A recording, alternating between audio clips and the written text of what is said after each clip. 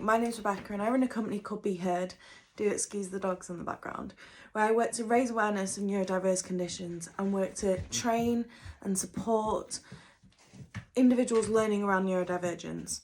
I offer training to healthcare professionals, educators and parents who are trying to understand their child's condition. I myself am neurodivergent. I was diagnosed dyslexic at 8 and autistic at 18. If you weren't aware, in the STEM community this week has been a big uproar about making education accessible.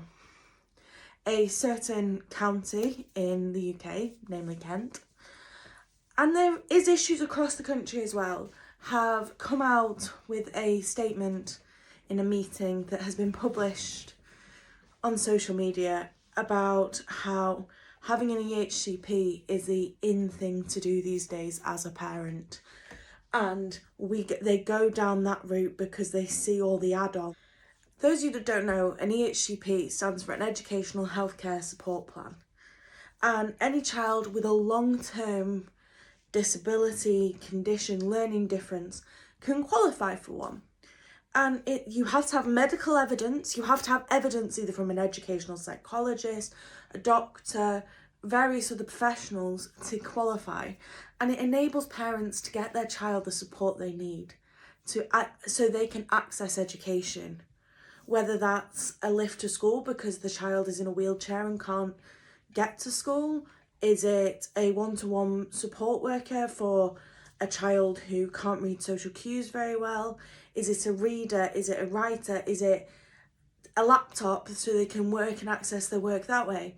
There is huge leaps and bounds in technology now that there really wasn't when I was in school, and I'm only 22 in August.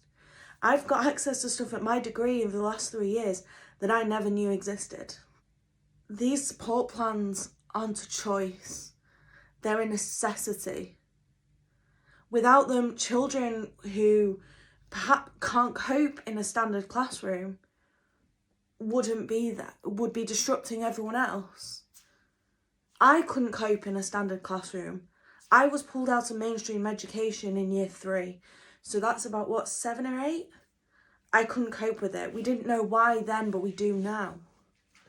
I was really fortunate. My parents could put me in a school that suited my needs. So many aren't in that position.